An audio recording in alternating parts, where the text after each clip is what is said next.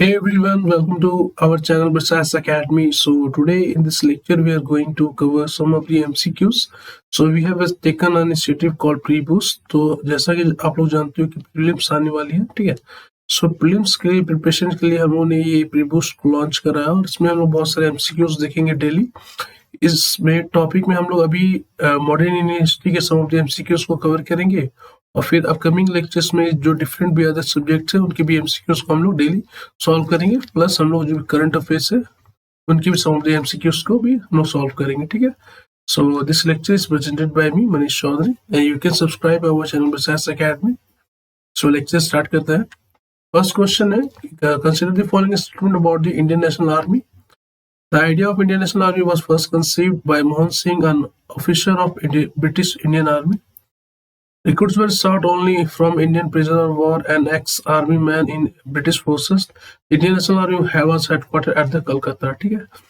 So you can use a method called elimination method.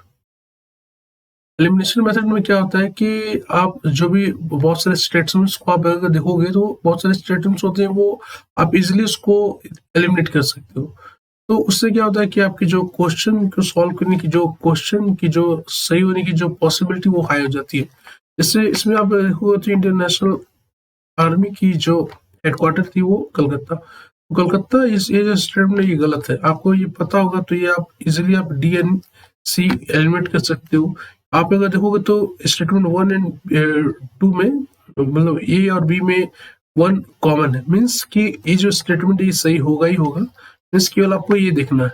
Second statement आप इसमें देखोगे तो रिक्रूटमेंट शॉर्ट ओनली। सो ये जो कहीं भी आप अगर स्टेटमेंट देखोगे कि ये जो स्टेटमेंट लाइक ओनली, तो ये सब स्टेटमेंट में क्या होता है क्या है कि ये बहुत एक्सट्रीम स्टेटमेंट्स है। एक्सट्रीम मीन्स कि आप अगर देखोगे तो ये जो इंडियन नेशनल आर्मी में अगर रिक्रूट्स होंगे तो ऐसा तो कोई है नहीं कि केवल जो भी प्रिजनर ऑफ वॉर्स होंगे या एक्स आर्मी मैन होंगे वही केवल पार्टिसिपेट करेंगे। बहुत सारे सिविलियंस भी पार्टिसिपेट करेंगे, वुमेन्स भी पार्टिसिपेट करेंगी। तो ये जो एक्सट्रीम होती है बहुत से स्टेटमेंट जो ओनली वर्ड होता है, ये बेसिकली पॉसिबिलिटी होती है, मैक्सिमम चांसेस होती है कि ये गलत होती है, ठीक है। तो आप इसमें ए भी एलिमिनेट कर दोगे तो इसका आंसर जो हो जाएगा बी हो जाएगा। आप अगर इंडियन नेशनल आर्मी का आप अगर कॉन्सेप्ट देखोगे तो इंडियन नेशनल आर्मी का जो कॉन्सेप्ट फर्स्टली जो किसी पर्सन ने दिया था वो बेसिकली मोहन सिंह थे, जो कि ब्रिटिश इंडियन आर्मी के ऑफिसर थे, ठीक है। और ये चाहते थे कि जो भी इंपीरियल जापान है उसके हेल्प से हम लोग जो ब्रिटिश की जो भी ये जो कॉलोनी है इंडिया को उसको हम लोग आजाद करें, ठीक है। क्योंकि आप अगर देखोगे तो जो इंपीरियल जापान था उसने जो भी जितनी भी साउथ एशियन कंट्रीज थी, साउथ ईस्ट एशिया कंट्रीज थी, उसको उन्होंने अपने अंडर ले लिया था। तो देयर इज अ पॉसिबिलिटी कि वो चाहते थे कि जो इंडियन नेशनल आर्मी है प्लस जो इंपीरियल जापान जितने भी उनके आर्मी रिक्रूट्स हैं उनसे वो हेल्प लेकर के जो ब्रिटिश पारामाउंट्सी है, जो ब्रिटिश कॉलोनी जो इंडिया की है उसको वो खत्म करें। लेकिन इसमें क्या हो कि वो सक्सेस उनको नहीं मिलता। रीजन क्या है? फर्स्ट रीजन में आप देखोगे तो रूल, जो इंडियन नेशनल आर्मी का जो रोल था ब्रिटिश जो कॉलोनी को ओवरथ्रो करने के लिए, उसमें जो इंडियन नेशनल आर्मी का रोल था वो उसमें फिट नहीं बैठता। क्योंकि जो इंपीरियल जापानीज जो रिक्रूट्स या आर्मी ऑफिशियल थे, they were do the discriminations. क्या कि ये जो इनकी जो इंडियन नेशनल आर्मी के जो भी रिक्रूट्स थे उनकी जो भी फूड थी या अदर जितने भी उनको जो भी जरूरत की चीज उनमें वो डिस्क्रिमिनेशन करते थे बिटवीन दी जो जापान की जितनी भी आर्मी थी, army personnel and Indian army personnel, ठीक है। उनके बीच में जो डिस्क्रिमिनेशन होता था इसके कारण वो उनके साथ उनकी कुछ बनी नहीं और वो फिर उन्होंने ये जो उनका ये जो मकसद एम वो सही वो सक्सेस उनको नहीं मिलता। फिर आप अगर देखोगे तो ये जो 1 सितंबर 1942 इसमें ये जो बैंड थी ऑफ इंडियन नेशनल आर्मी इसको डिसबैंड कर दिया जाता है, मतलब ये खत्म हो जाती है। फिर आप अगर देखोगे तो ये रास बिहारी बोस थे। रास बिहारी बोस बेसिकली वो हैंड ओवर करते हैं ये Indian National Army to Subhash Chandra Bose, ठीक है। तो ये जो लोग की मिसकंसेप्शन थी कि जो इंडियन नेशनल आर्मी का कॉन्सेप्ट जो सुभाष चंद्र बोस ने दिया था ये बेसिकली गलत है। ये जो कॉन्सेप्ट है ये बेसिकली मोहन सिंह ने दिया था और जो सेकेंड बैंड थी इंडियन नेशनल आर्मी की उसको उन्होंने उसको हेड किया था सुभाष चंद्र बोस ने, ठीक है। सुभाष चंद्र बोस ने आप अगर देखो तो ये जो इंडियन नेशनल आर्मी, इसको उन्होंने नाम दिया था अर्जी हुकूमत आजाद हिंद, ठीक है। तो अर्जी हुकूमत आजाद हिंद उन्होंने नाम दिया था। और इसमें आप देखोगे तो ये जो रिक्रूट्स थे ये बेसिकली सिविलियन भी थे, वुमेन भी थी। और वुमेन की जो रेजिमेंट थी वो बेसिकली उसको बोला जाता था रानी झांसी रेजिमेंट, ठीक है। तो रानी झांसी रेजिमेंट इसमें बनाया गया था और इसमें सिविलियंस भी उन्होंने पार्टिसिपेट किया था। इसका आप अगर हेडक्वार्टर देखोगे तो ये हेडक्वार्टर बेसिकली दो जगह थी, एक रंगून थी और एक सिंगापुर थी, ठीक है। दो जगह हेडक्वार्टर थी। तो इसका जो ये बेसिकली इंडियन नेशनल आर्मी थी, ठीक है। This is all about this Indian National army.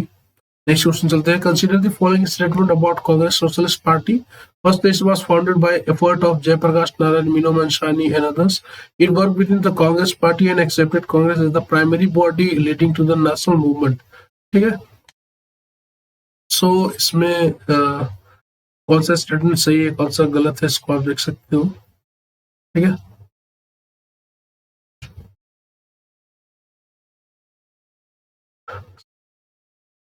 सो आप अगर देखोगे तो ये कांग्रेस सोशलिस्ट पार्टी, ये कांग्रेस सोशलिस्ट पार्टी है, मीन्स कि it basically try to promote this socialist ideology within the Indian National Congress, ठीक है। तो ये जो कांग्रेस सोशलिस्ट पार्टी थी इसको बेसिकली आप अगर देखोगे तो इट वाज फाउंडेड इन 1934 और इसको 1934 में फाउंड किया गया था इन द बॉम्बे में फॉर्म किया गया था। लेकिन अगर फाउंडिंग फादर्स को आप देखोगे तो जयप्रकाश नारायण, मीनू मनशानी, ये दो अदर मेंबर्स अदर थे, राम मनोहर लोहिया, फिर आचार्य नरेंद्र देव, ठीक है। तो ये 4 पर्सन इनके मेंबर्स थे।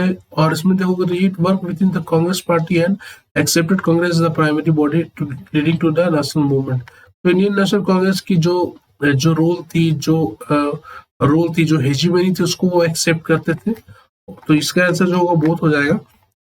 आप अगर देखोगे तो इसका जो एम था, ये जो बॉडी कांग्रेस सोशलिस्ट पार्टी है, it basically influenced by the ideology called feminism, ठीक है। तो फेमिनिज्म बेसिकली एक टाइप की मार्क्सिज्म की फिलॉसफी है, जो सोशलिस्ट फिलॉसफी है, सोशलिस्ट आइडियोलॉजी, उसी में एक फेमिनिज्म आती है। फिर एक अनदर आइडियोलॉजी इसको बोला जाता है लेनिनिज्म, मार्क्सिज्म। तो लेनिनिज्म एंड मार्क्सिज्म, इससे भी वो इन्फ्लुएंस है। और इसमें आप अगर देखोगे तो they were try to promote the socialist ideology, they were try to promote the socialist ideology within the Indian National Congress. और वो चाहते थे कि जितनी भी सोशलिस्ट आइडियोलॉजी मीन्स कि जो भी वर्कर वेलफेयर है, जो भी वेजेस है, वर्कर है, पीजेंट्स हैं, ठीक है, जो भी ट्रेड यूनियंस हैं, उनको बेसिकली अच्छा वर्क मिले, जो कंडीशन ऑफ वर्क हो अच्छा हो, कलेक्टिव ओनरशिप हो। तो ये सोशलिस्ट आइडियोलॉजी, इसको हम लोग पॉलिटिकल साइंस इंटरनेशनल रिलेशन में लोग पढ़ते हैं, ठीक है। उसको बेसिकली प्रमोट करना चाहते थे। और ये बेसिकली चाहते थे कि जो भी वर्कर्स है, जो भी पीजेंट्स है, उनको ऑर्गेनाइज करें फॉर द नेशनल फ्रीडम, ठीक है, उनको ऑर्गेनाइज करना चाहते थे। और आप अगर देखोगे तो आफ्टर इंडिपेंडेंस 1947, प्री इंडिपेंडेंस आप देखोगे तो ये इंडियन नेशनल कांग्रेस को तो एक्सेप्ट करते हैं, लेकिन आफ्टर इंडिपेंडेंस इनकी कुछ कांग्रेस से बनती नहीं है। फिर ये कांग्रेस से बाहर निकल कर आते हैं और ये फिर फॉर्म करते हैं सोशलिस्ट पार्टी, ठीक है। इसको बोला जाता है सोशलिस्ट पार्टी ऑफ इंडिया, ठीक है। Socialist party of India form की जाती है और बाद में ये काम करते हैं अपना अलग, इंडियन नेशनल कांग्रेस से अलग, ठीक है। Next which of the following was the provision of government of India act 1925। तो जैसा कि जानते हो कि ब्रिटिश लॉ रूल में बहुत सारे एक्ट पास किए गए थे और ये एक्ट बेसिकली लाए जाते थे to pacify the national movement. जब कभी भी कोई मेजर रिवोल्ट, जब कभी भी कोई मेजर मूवमेंट्स हो रही है, ठीक है, मेजर डिमांड हो रही है, तो उसको पेसिफाई करने के लिए ब्रिटिश की एक पॉलिसी थी जिसको हम लोग बोला जाता है कि लॉ, ठीक है। तो वो क्या करती थी कि बहुत सारे मेजर रिफॉर्म्स इंट्रोड्यूस करती थी, बहुत सारे एक्ट पास करती थी टू पेसिफाई दी मूवमेंट्स, ठीक है।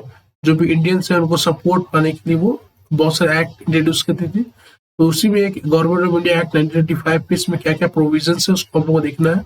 तो first it proposed on all India federation, it provided for the abolition of hierarchy at the provincial level, it provided residuary power to the viceroy। सो आप अगर देखोगे तो अभी का जो हम लोग का फेडरल स्ट्रक्चर है, अभी का जो हम लोग का फेडरल स्ट्रक्चर मीन्स कि जो सेंटर स्टेट की जो रिलेशंस है उसको हम लोग फेडरल स्ट्रक्चर बोलते हैं। तो सेंट्रल स्टेट का जो रिलेशन है, जो भी आप जैसे जानते हो कि जो हम लोग का जो सब्जेक्ट्स है, सब्जेक्ट्स को हम लोगों ने 3 पार्ट में डिवाइड कर रखा, central list, state list and the concurrent list. तो उसी तरह ये जो फेडरल जो भी स्ट्रक्चर है वो हम लोग का जो आज प्रेजेंट डे का वो बेसिकली बेस्ड है on the government of India act 1935, ठीक है। इसी पर ये हमारा फेडरल स्ट्रक्चर बेस्ड है। तो ये बेसिकली प्रपोज करता है इन ऑल इंडिया फेडरेशन, तो ये सही है, ठीक है। इसका आंसर बेसिकली डी है, सभी प्रोविजन सही है। ऑल इंडिया फेडरेशन में आप देखोगे तो ये बेसिकली बोला जाता है कि जो भी ब्रिटिश प्रोविंशियल थी प्लस प्रिंसली स्टेट्स, इनको मिला करके ऑल इंडिया फेडरेशन बनाया जाएगा। लेकिन प्रिंसली स्टेट्स को आप देखोगे तो वो बेसिकली ये जो फेडरल स्कीम है उसको एक्सेप्ट नहीं करते। रीजन क्या है? वो चाहते थे कि वो अपना अलग रहे। रीजन क्या है? वो जानते थे कि अगर हम फेडरल स्ट्रक्चर में अगर साथ में आते हैं तो इंडियन नेशनल कांग्रेस क्या करेगी कि वो हमारे जो पोस्ट है, ये जो राजा की जो पोस्ट है, हेरिडेटरी सिस्टम, उसको वो एबॉलिश कर देगी। जो जो जो प्रिंसली स्टेट्स थे उनको उनको बेसिकली प्रीवी पर्स दिया जाता था, ठीक है। उनको some amount of money British government देती थी, तो उसको भी इंडियन नेशनल कांग्रेस अबॉलिश कर देगी। फिर जो रूल है, जो डेमोक्रेटिक रूल है, उसको वो स्टैब्लिश कर देंगे इन द प्रिंसली स्टेट। और अभी क्या है, प्रिंसली स्टेट में मोनार्की है। मोनार्की मीन्स क्या होता है कि जो भी राजा का वो बेसिकली हेड होता है, हेड ऑफ द स्टेट होता है। तो इसमें क्या है कि वो चाहते थे कि जब अगर Indian National Congress federal system propose करेगी तो वो डेमोक्रेसी को प्रमोट करेगी, तो हमारा जी जो राजा का पोस्ट है वो बेसिकली खत्म हो जाएगा। That is why they do not want to become the part of this federal scheme. और आप अगर देखोगे तो एक और प्रॉब्लम प्रिंसली स्टेट के साथ क्या थी कि जो उनके जो मेंबर्स थे वो बेसिकली नॉमिनेटेड थे।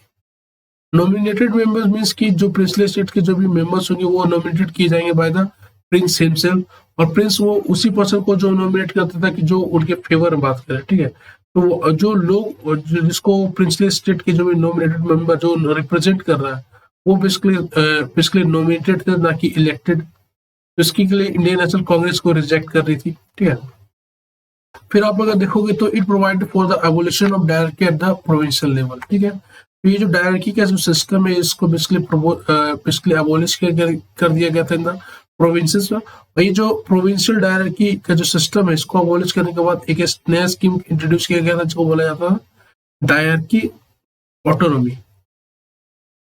ऑटोनॉमी मीन्स कि जो भी प्रोविंशियल जो भी सब्जेक्ट्स होंगे उसमें जो भी प्रोविंशियल गवर्नमेंट्स होंगी उनको फुल ऑटोनॉमी होगी कि they have the power to formulate any law, ठीक है। कोई भी वो वेलफेयर स्कीम्स चला सकते हो, अगर उनके बजट है तो कोई भी वो स्कीम्स कर सकते हो, कोई भी लॉ फॉर्म कर सकते हो। मीन्स की प्रोविंशियल ऑटोनॉमी दी गई कि आप ये प्रोविंसेस में आप फुल ऑटोनॉमी है, ठीक है। आपको फुल ऑटोनॉमी दी जाती है, फुल अथॉरिटी आपके पास है कि आप जो भी फंक्शन करना चाहते हैं, जो भी आपके अंदर है, आपके जो भी सब्जेक्ट्स है उसके अंदर आप कुछ भी डिसीजन ले सकते हो, ठीक है। तो it provided residuary power to the viceroy. तो जैसे कि जानते हो कि जो सब्जेक्ट थी वो basically central list, state list and concurrent list होती है। और फिर रेसिड्यूरी पावर भी आप अगर देखोगे तो आज वो सेंटर के साथ, ठीक है। तो उसी तरह वो उसमें भी गवर्नमेंट ऑफ इंडिया एक्ट 1935 में भी रेसिड्यूरी पावर बेसिकली वाइसरॉय को दी गई थी। सम ऑफ द अदर प्रोविजंस को आप अगर देखोगे तो सम ऑफ द अदर प्रोविजन को हम लोग देखते हैं। तो इसमें क्या था कि गवर्नमेंट ऑफ इंडिया एक्ट में आप अगर देखोगे तो इसमें some of the other provision it basically introduce the bicameralism, ठीक है। तो बाइकैमरलिज्म को बेसिकली इंट्रोड्यूस किया गया था एट द सेंटर। तो सेंटर में बेसिकली दो हाउसेस होंगे, ठीक है। और फिर इसमें इंट्रोड्यूस किया गया था आप देखोगे तो ये जो 6 प्रोविंसेस आउट ऑफ 11 प्रोविंसेस, ठीक है। तो कौन कौन से प्रोविंसेस में देखोगे तो बॉम्बे, मद्रास, बंगाल, असम, बिहार, यूनाइटेड प्रोविंस। ये 6 प्रोविंसेस में बेसिकली बाइकैमरलिज्म को इंट्रोड्यूस किया गया। फिर आप देखोगे तो जो ये जो फेडरल पब्लिक सर्विस कमीशन का जो कॉन्सेप्ट है, स्टेट पब्लिक सर्विस कमीशन का जो कॉन्सेप्ट है, ठीक है, उसको बेसिकली स्टैब्लिश किया गया था। ये जो फेडरल कोर्ट है उसको बेसिकली स्टैब्लिश करने के बाद बोली गई थी 1937 में, ठीक है। फिर अदर आप देखोगे तो there is a concept of veto power, ठीक है। तो जो वीटो पावर है वो अभी भी वाइसरॉय को ही दिया गया था कि they have the power to veto अगर कोई भी चीजें उसके अगेंस्ट में, जैसे कि कोई भी अगर लेजिस्लेचर है या कोई भी एडमिनिस्ट्रेटिव एक्शंस है जो ब्रिटिशर्स के अगेंस्ट है, ठीक है, तो उसको वो वीटो कर सकता है। फिर जो भी माइनॉरिटीज है, मुस्लिम्स है, जैसे दलित्स है, तो उनके जो भी इंटरेस्ट है उसको प्रोटेक्ट करने के लिए दे हैव द वीटो पावर। फिर आप देखोगे तो जो भी ब्रिटिशर्स के जो भी बिजनेस थे, ठीक है, जो ब्रिटिश के जो भी जो प्राइवेट ट्रेडिंग होती थी या बिजनेसमैन होते थे, ठीक है, तो उनकी जो भी अगर बिजनेस को भी अगर कोई भी इम्पैक्ट होता था तो उसको वीटो करने का पावर वो भी था। फिर आप जो भी एक्सटर्नल रिलेशंस हो गई, ये पुलिस हो गई, ये सभी सब उन्हीं के अंडर थी, वाइसरॉय के अंडर, ठीक है। तो ये basically government of India act 1935 है। और इसमें एक और बात थी, देयर है limited franchise. Limited franchise means कि जो वोटिंग पावर है, जो वोटिंग पावर है वो सभी को नहीं है, मतलब लिमिटेड लिमिटेड फ्रेंचाइज थी, ठीक है, लिमिटेड फ्रेंचाइज थी। और ठीक है, नेक्स्ट तुम्हारा consider the following statement about the Cripps mission proposal 1941। तो जैसा कि आप जानते हो कि क्रिप्स मिशन 1941-1942 में आया था, तो इसमें बताना है कि क्या क्या स्टेटमेंट सही है। फर्स्ट है तुम्हारा, it outrightly rejected the demand for a separate Pakistan put forward by the Muslim League. Second, it proposed that constitution making body after the Second World War would be set up. तो आप अगर Cripps mission को देखोगे तो Cripps mission में जो बात बोली गई कि it rejected the demand for a separate Pakistan put forward by the Muslim league, ये गलत है। क्योंकि आप अगर देखोगे तो जो क्रिप्स मिशन का फेल होने का वन ऑफ द रीजन था क्या, it basically accepted the right of secede, ठीक है। तो अगर कोई भी प्रोविंस अगर इंडिया की जो भी कॉन्स्टिट्यूंट असेंबली के पार्ट अगर नहीं होना चाहती, they have the right to secede. तो ये जो राइट टू सिसीड का जो कॉन्सेप्ट है, इसको बेसिकली आप अगर देखोगे तो कांग्रेस ने बेसिकली रिजेक्ट करा था, ठीक है। तो कांग्रेस ने बेसिकली रिजेक्ट करा था, दैट इज व्हाई दिस ये जो क्रिप्स मिशन है वो बेसिकली सक्सेस नहीं होती। It was against this national unity के अगेंस्ट थी, that is why they were not accepted. So ये जो स्टेटमेंट है ये गलत होता है और ये जो स्टेटमेंट है ये सही है, ठीक है। तो क्रिप्स मिशन में आप अगर देखोगे तो क्रिप्स मिशन सबसे पहले देखोगे तो ये भेजा क्यों गया। आप अगर इसमें देखोगे 1941 ये 1942 ये जो पीरियड था of the second world war, second world war का पीरियड था और ब्रिटिशर चाहते थे कि जो भी इंडियन जो भी लीडर्स है वो इस समय कोई भी मेजर रिवोल्ट ना करे, प्लस वो सपोर्ट चाहते थे कि वो इंडियन जो है वो बेसिकली सपोर्ट करे ब्रिटिशर को इन वर्ल्ड वॉर 2 में। तो इसके कारण वो जो भी अदर जो अलाइड जो भी फोर्सेस थे विद द ब्रिटिशर, जैसे यूएसए, चाइना, इन्होंने बेसिकली फोर्स किया जो ब्रिटिश पार्लियामेंट को कि आप जो इंडिया के जो भी लीडर्स है, फिर इंडियंस जो है उनको आप उनकी जो भी हेल्प है उसको आप सिक्योर करो। दैट इज वाई इसके चलते वो ब्रिटिश पार्लियामेंट ने क्रिप्स मिशन भेजा 1941-42 में, और वो चाहते थे कि जो भी ब्रिटिशर को बेसिकली इंडियंस क्या है वो हेल्प करें था वर्ल्ड वॉर 2 में। लेकिन ये बेसिकली क्रिप्स मिशन फेल हो गया। रीजन क्या था, ये बेसिकली ये बात बोले कि उन्होंने बोला कि ये कि after the second world war, मतलब कि जब भी वॉर खत्म हो जाएगी सेकेंड वर्ल्ड वॉर, हम लोग आपको क्या देंगे, डोमिनियन स्टेटस। लेकिन आप देखोगे तो इस समय क्या है, इंडियन नेशनल कांग्रेस जो डोमिनियन स्टेटस थी वो डोमिनियन स्टेटस नहीं चाहती थी, वो दे वांट फुल इंडिपेंडेंस, ठीक है। तो फुल हमको फुल आज़ादी चाहिए, हमको फुल इज्जत चाहिए, फुल इंडिपेंडेंस डिमांड कर रही है, दैट इज वाई। तो ये जो डोमिनियन स्टेटस का जो कॉन्सेप्ट उसको उन्होंने इंडियन नेशनल आर्मी ने लेने मना कर दिया। गांधी ने यहाँ तक बोल दिया कि ये जो आप डोमिनियन स्टेटस दे रहे हो ये बेसिकली एक पोस्ट डेटेड चेक है, ये पोस्ट डेटेड चेक है, हमको नहीं चाहिए, इसको अपने आप पास रखो। तो ये क्रिप्स मिशन फेल हो गया। अदर चीजें आप देखोगे तो क्रिप्स मिशन क्या बात बोली गई कि they will give dominion status after the second world war. उन्होंने बात आप अगर देखोगे तो इसमें ये बात बोली गई थी कि जो कॉन्स्टिट्यूंट असेंबली फॉर्म होगी उसमें प्रिंसली स्टेट्स जो भी असेंबली फॉर्म होगी उसमें जो प्रिंसली स्टेट्स होंगे वो उनके जो मेंबर होंगे वो नॉमिनेटेड होंगे। ये इंडियन नेशनल कांग्रेस को मंजूर नहीं थी। फिर आप देखोगे क्रिप्स मिशन में ये बात बोली गई थी कि there is a right to secede, ठीक है। कोई भी प्रोविंस अगर पार्ट नहीं होना चाहती तो उनके पास ये पावर है कि वो सिसीड कर सकते हैं। तो सिसीड होने का के लिए वो it was against this national unity, ठीक है। ये नेशनल यूनिटी के अगेंस्ट थी, दैट इज वाई ये एक्सेप्टेड नहीं हुआ, क्रिप्स मिशन फेल हो जाता है, ठीक है। और ये बेसिकली इसमें ये भी बात बोली है कि there is no immediate power, immediate sharing of power, ठीक है। तो इंडियन नेशनल कांग्रेस ने ये बात बोला कि आप ठीक है, हम आपको वर्ल्ड वॉर 2 में आपको सपोर्ट कर रहे हैं, लेकिन आप उसको वर्ल्ड वॉर 2 में आप सपोर्ट करने के लिए आपको कुछ इमीडिएट पावर दो, ठीक है। कुछ पावर होगा तभी हम कुछ एक्शन ले पाएंगे, लेकिन कोई इमीडिएट पावर ट्रांसफर भी नहीं हुआ। दैट इज वाई ये जो क्रिप्स मिशन ये बेसिकली फेल हो जाता है। नेक्स्ट तुम्हारा consider the following statement about 1937 elections. First है तुम्हारा only provincial elections were held at and no elections were held at the federal level, ठीक है। और फिर देखोगे तो Congress ministries were form in all the provinces except Bengal and Punjab, ठीक है। तो इसमें बताना है कि कौन सा सही है कौन सा गलत है। इसमें आप अगर देखोगे तो only provincial elections were held and no elections were held at the federal level, ये सही है। आप अगर देखोगे तो गवर्नमेंट ऑफ इंडिया एक्ट 1935, इससे पहले हम लोगों ने जो कंसीडर किया उसके बेसिस में ये बात बोली गई थी कि 1937 में इलेक्शंस हुए, ठीक है। सो अक्टूबर 1937 में ये बात बोली जाती है कि इलेक्शंस हेल्ड होंगी, और ये जो इलेक्शंस होनी थी as per the government of India act 1935, ये बेसिकली बहुत सारे प्रोविंसेस में होनी थी, जैसे Madras, Bombay, Bengal, Sindh, North West Frontier Province, Punjab, Bihar, United Province, Orissa, ये सभी प्रोविंसेस में होनी थी। और इसमें आप अगर देखोगे तो प्रिंसली स्टेट्स ने बेसिकली जो फेडरल स्ट्रक्चर है, क्योंकि मैंने बोला कि जो फेडरल स्ट्रक्चर को बेसिकली प्रिंसली स्टेट नहीं एक्सेप्ट कर रहे थे, क्योंकि वो जानते थे कि वो अगर इंडियन नेशनल कांग्रेस अगर उनके वो आती है पावर में, वो ये जो प्रिंस की जो प्रिवी पर्स है उसको अबॉलिश कर देंगे। वो they basically talks about democracy and were basically against this monarchy system, तो दे वर अगेंस्ट दिस।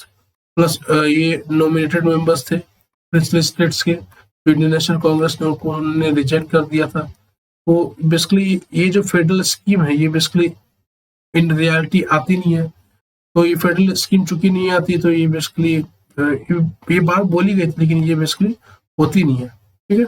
ये सही है। Congress ministry form in all the provinces except Bengal and Punjab, नहीं, आप अगर देखोगे तो बंगाल, पंजाब प्लस सिंध। बहुत सारे की एरियाज में आप देखोगे तो की एरियाज में मुस्लिम लीग की बहुत ही अच्छी पकड़ थी, उसमें Bengal, Punjab, Sindh, North West Frontier Province और आप अगर देखोगे तो ये असम, तो ये सभी एरियाज में जो मुस्लिम लीग की जो पकड़ थी वो बहुत ही अच्छी थी। लेकिन बाद में आप देखोगे तो ये जो असम है plus north West Frontier province, इसमें भी इंडियन नेशनल कांग्रेस की मिनिस्ट्रीज फॉर्म होती हैं। तो जो कांग्रेस मिनिस्ट्रीज है वो बेसिकली ये जितने भी मैंने प्रोविंसेस बताया सभी प्रोविंसेस में फॉर्म होती है, लेकिन केवल ये जो बंगाल, पंजाब और सिंध इसमें मुस्लिम लीग की ये फॉर्म होती है, ठीक है। तो ये सही है। और आप अगर देखोगे तो इसमें आप अगर देखोगे तो ये पार्लियामेंट्री सब कमेटी भी फॉर्म की जाती है, और इसके मेंबर्स में आप देखोगे तो सरदार पटेल थे, मौलाना अब्दुल कलाम थे, फिर राजेंद्र प्रसाद थे, ठीक है। और इसका एम आप देखोगे तो ये बेसिकली था कि एस्टैब्लिश करना प्रोविंशियल इंटरनेशनल कांग्रेस की जो भी मिनिस्ट्रीज है, ठीक है। तो ये बेसिकली ये प्रोविंशियलाइजेशन को बेसिकली प्रमोट करती है, ठीक है। So this is all about this lecture, and you must subscribe and like our this lecture, and we have also launched this MCQ for the polity. आप इसको भी देखो। So thanks for watching us. So thank you.